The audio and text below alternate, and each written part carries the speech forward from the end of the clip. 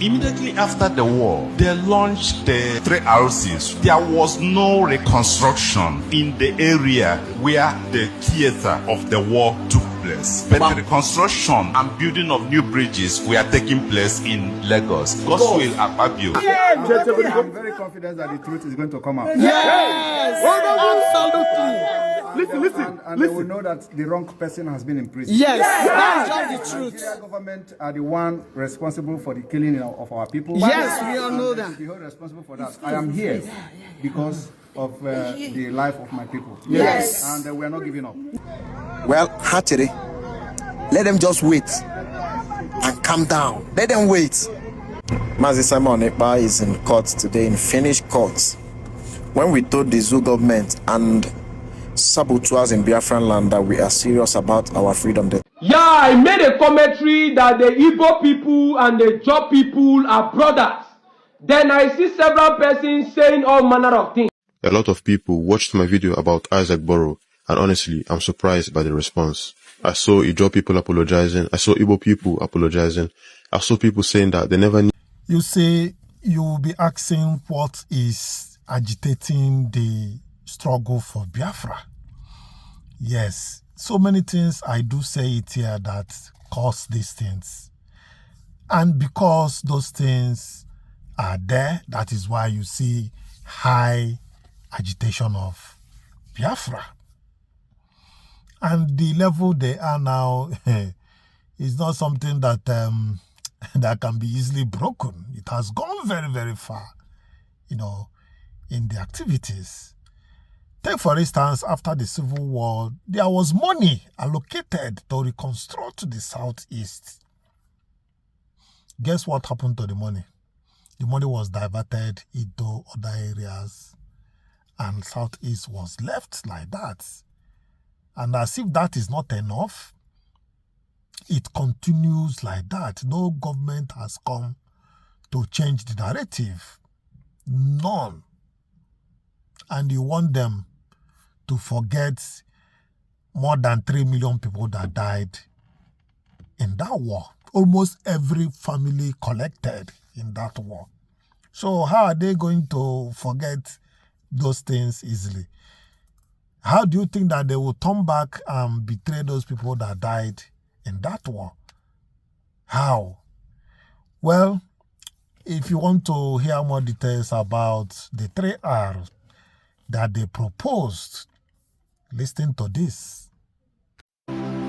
Immediately after the war, they launched the 3RCs. There was no reconstruction in the area where the theater of the war took place. But the reconstruction and building of new bridges were taking place in Lagos. Godswill Akpabio, in one of his interviews, highlighted the fact that in Eastern Nigeria, no reconstruction took place in Eastern Nigeria. And Eastern Nigeria was the theater of the war. But the money raised for the 3R was focused in developing Lagos. That is marginalization.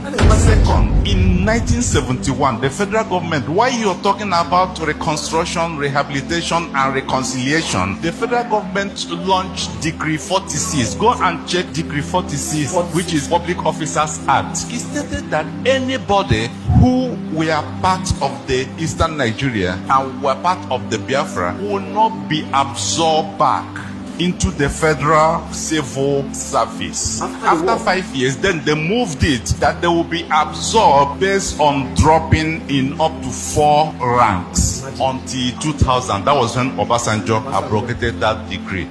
How can you quantify the impact of such a decree or such a law in a family for 40 years? When you start thinking of what could have been, do you know how many men, how many families we are not able to take care of them? Yes, you've heard it, and that is the truth about the matter. Nothing was reconstructed, nothing was rehabilitated in the Southeast. And recently Simon Ekpa appeared in Finnish court. Yes, I said I will flash that news to my audience. I want you to watch Simon Ekpa. He looks more robust. He looks full of life. Somebody was saying that that they fear Simon Ekpa. more than Nnamdi Kanu. In fact, that they are even praising Nnamdi Kanu, that Simon Ekpa is, too aggressive. Well, let's see him. Mazi Simon Ekpa, he has finally addressed Biafrans today. See the kind of joy that is running in my heart and the heart of all Biafrans. Our able Prime Minister, Odogu carried Odogu. The Zoo government thought they can break him down. One thing I love about Mazi Simon Ekpa is that he's very determined. He said here that the truth must surely come out and that we are not backing down. That we are not backing down. They thought they could have broken his spirit. He is strong. He is coming out to finish this job. He must surely come out to finish this job. This one, I get in the Egu. I get in Nigeria Egu. I get in Egu. Simon Ekpa is coming out. They used to lie and bribe Finland to jail Mazi Simon Ekpa. But they never know that Tiani Mwanya, our God, is awake and alive. Mazi Simon Ekpa is coming out. After this, Mazi Simon Ekpa is coming out, and we are going to sell it. We are a bit, well, hatchery. Let them just wait and calm down. Let them wait. What God have in stock for them is waiting. It's waiting. Biafrans are very happy. Mazi Simon Ekpa, Biafrans love you. We love you from the deepest part of our hearts. And we know that God will keep on strengthening you till you finish this journey to the end. They can never break you down because you are determined. It's a call that you have chosen to answer, and you are ready to pay the price, no matter whatever it takes, and you are paying it. And today, we are heading to our victory. Today, we are on our way to our victory, and we are going to celebrate Biafra together. Biafrans love you so much. Nigeria, we are ahead of you. You cannot bring us down. You cannot pin us down with your propagandas and lies. Never. You can never pin us down with your propagandas and lies. Because we are with the truth. The truth will always set us free. That is what is playing out here today. The truth is going to set Mazi Simon Ekpa free. He is innocent of everything that they have accused him. He is only defending his people against the Fulani jihadists, against the Fulani terrorists, against the Nigerian government that is subjugating our people. That is his only crime, for defending, standing in between and defending his people. That is the only crime that he committed. And they planned and did everything and gave out billions of dollars so that he will be jailed in Finland. But today the truth is coming out. Thank God Europe is not as confident that the truth is going to come out. And they will know that the wrong person has been in prison. Nigeria government are the one responsible for the killing of our people, and they should be held responsible for that. I am here because of the life of my people. And we are not giving up. No. Oh yes, sir. Thank you, sir. Oh yes.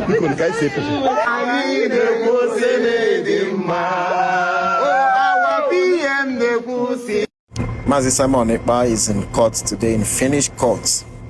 When we told the Zoo government and saboteurs in Biafran land that we are serious about our freedom, they thought that we are joking. This is Mazi Simon Ekpa, Obatobie one of Biafra land, one of the most strongest and brave freedom fighters in Africa. Obatobie, he is the real match for Nigerian government. When Mazi Nnamdi Kanu told them, people that are coming at my back, they are more dangerous than me, and they thought that Mazi Nnamdi Kanu was joking. But when Mazi Simon Ekpa came out, they thought that everything has ended. Mazi Simon Ekpa came out, they were panicking. They were crying. They were even crying that even Mazi Nnamdi Kanu was even more better for them. But Mazi Nnamdi Kanu told them already, and they refused to listen. Now is morning. They are yet to know what they are into. So that is Simon Ekpa in court. He appeared in finished court on his appeal. Yes, so I normally say it here that Igbos and all these people that try to differentiate themselves around southeast areas, that they are the same blood, the same lineage. Well, we are still proving it, and people are still saying it, that there is no,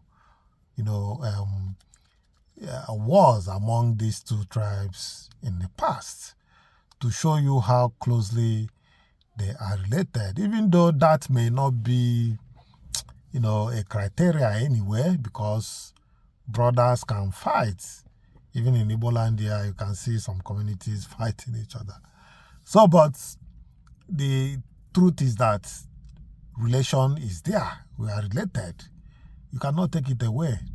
That's why we are together. Something brought us together. There is this, the lineage that existed among the Igbos and all these other tribes around them.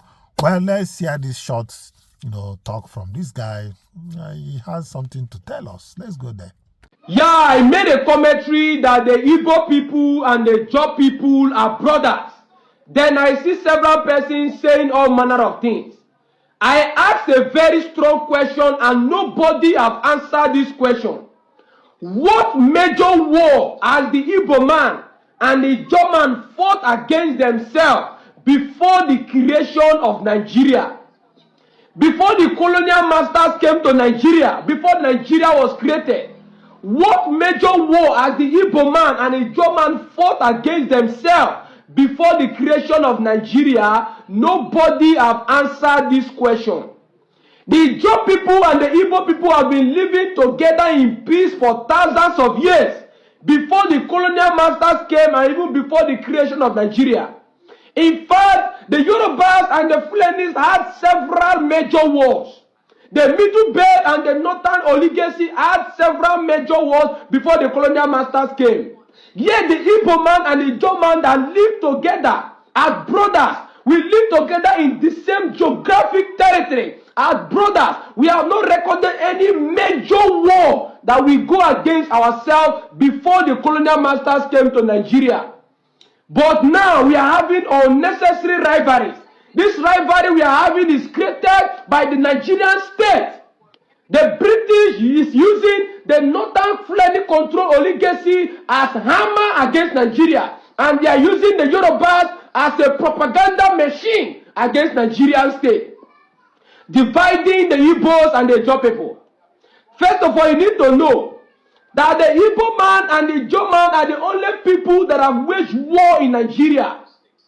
The Igbo man and the Jaw man are the only tribe that have waged war in Nigeria. They know. Imagine these two warlords come together. We will conquer Nigeria, we will conquer the whole of Africa. They know it. There is a deliberate plan to bring this unnecessary rivalry and hatred between the Igbos and the Jaws. It's deliberate. People say it's Igbo that stopped Atakaboro. Is it not the Yoruba man that took the life of Atakaboro? In fact, anytime a Yoruba man enters power, he wants to oppress the Jaw people. This is how Obasanjo sent fighter jets to Odi in Biafra State, burn down the whole of Odi in the name of unnecessary excuse, burn down the whole of Odi. The same way Tinubu came into power. Remove Simfobara from power. Anytime a Yoruba man come into power, they want to always oppress the Jaw people. And yet people are not seeing all these things. They say the Igbo man is our problem. Igbo man that have not tested power. First of all, the issue of Atakaboro, it was not Agui-Ronsi's fault that the Niger Delta was marginalized. How many months did Agui-Ronsi stay in power before he was assassinated? In fact, crude oil was found in a Biafra State in 1950-something. From 1950-something to 1966, that Agui-Ronsi took power. Is it not the Nigerian state that were marginalizing the Niger Delta people? Boro did not take power. Boro did not fight against Agui-Ronsi because Agui-Ronsi was the one that marginalized the Niger Delta people. It was the Nigerian state. And you cannot blame Agui-Ronsi because he was in a state whereby he never expected to be in power. In fact, he came into power unexpectedly. And he was in a very bad situation that he was trying to manage. Now, when Boro was fighting with Nigeria, it was the same Nigerian state that took the life of Boro. A Yoruba man took the life of Boro. Igbo man is not the problem of the Jaw people. Now, Tinubu is planning to channel our crude oil to the north. Sorry, our crude oil to Europe. They want to channel our gas energy to Europe. Why there is no light in Biafra State? There is no light in Niger Delta. But they want to channel our crude oil to Europe. And you say Igbo man is your problem? Nonsense. Yes, my people, having watched that, if you have anything you want to tell us, please go ahead and let us know what you think about that. Well, let's have a view of this. When we come back, we might conclude. A lot of people watched my video about Isaac Boro, and honestly, I'm surprised by the response. I saw Ijaw people apologizing, I saw Igbo people apologizing, I saw people saying that they never knew that this history existed. And most importantly, I saw people from both sides saying, let's move forward together. And honestly, I respect you people so much. But I've also seen some comments saying, how can we be the same people when we speak different languages? And some also saying, oh, we are different tribes, so we're not the same people. And in this video, I'm going to address that. One thing I heard from Mazi Nnamdi Kanu that really made me think was this. The word Jew derives from Judah, which is only one of the 12 tribes of Israel. But because the name was widely used, people started to refer to all Israelites as Jews. Does that mean that the tribe of Benjamin disappeared? No. Does that mean that the other tribes of Israel stopped existing? Absolutely not. They are still there. So a common name does not erase the existence of different tribes and identities within a larger family. Now look at our situation. Nobody has been able to conclusively disprove the idea that the Efik, the Ijaw, the Ibibio, and the Igbo people share common ancestry and historical connections. Yet, throughout Nigeria, we're constantly told to focus on what separates us rather than what connects us. Just think about this. Why was there a minority commission created specifically in the South? If you go to the north, there's many other different ethnic groups, such as the Tiv people, the Nupe people, the Gwari people, the Berom people. But why was there no minority commission given to the north of Nigeria? Why only in the south? This was indeed a colonial strategy by Britain, because the only way to access our oil was by dividing us. That's why after the war, the South-South region was created in Nigeria. Another thing people like bringing up is that we speak different languages, so we cannot be the same people. But let me ask you, does language alone determine identity? Let's take Israel, for example. People there speak Hebrew, Yiddish, and Aramaic. Even when Jesus Christ walked on this earth, he was not speaking modern Hebrew, he was speaking Aramaic. Does that mean he wasn't an Israelite? Of course not. Speaking different languages or dialects doesn't automatically mean that people are unrelated. Even within Igbo land, accents and dialects vary greatly. Someone from Imo State sounds different from someone from Enugu State. Someone from Arochukwu sounds different from someone from Newi. Does that suddenly make them different people? No. Differences in speech happen over time as communities grow, migrate, and develop.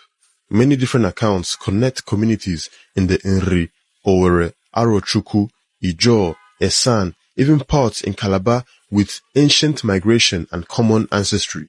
What you have to ask yourself is this: how did these people get to where they are today? Did they just fall from the sky? Or is there a deeper history connection that many of us have not been taught before? One thing that mostly baffles me is that after many of my people, of Ekpa people, Ikore people, Eka people, Anyoma people, Abo people, and Ndokwa and all that, Oshimirin, after they may have watched this kind of video, they will still come under the comment section and comment rubbish. They will still comment rubbish. And if you check their names, all these people, most of them, they have core Igbo names. They bear core Igbo names. Although I know that there are so many fake accounts who are created to counter and to sabotage the Igbo spreading propaganda. But the thing here is that to those who are from Ikwere, you are from Ndoki, Egbema, and many other tribes within that Wasa South. And you know that you are Igbo. You cannot separate yourself. We all are one with the Southeast. It's just that we are located in the main South. And they now put the South. But have it in mind that anything that has to do with ancestry, has to do with culture, has to do with tradition, has to do with bloodline, you can't change it. You can't change it. This is who we are. This is who we are. We are Igbos. We are Igbos. And to other tribes who are located close to us, the Igbo tribes, in one way or the other, we are connected. In one way or the other, we all are one people. We are connected, and there is no need for us to fight. There's no need for us to kill ourselves. We just have to unite and build a common future for ourselves. I don't feel there's any need for division. There's any need for separation or hatred. Rather than unity and having a common plan for the future that will foster all of us and give us a better tomorrow. That's all I have to say. But if you are from the Igbo race and you deny that you are not an Igbo person, you are a coward. You are a coward. Yes, viewers, I thank you for coming along with me. Please, if you have not subscribed to YangaLife channel, click on the subscription button, notification bell, like this video, and don't forget to share it. Till I come your way next time.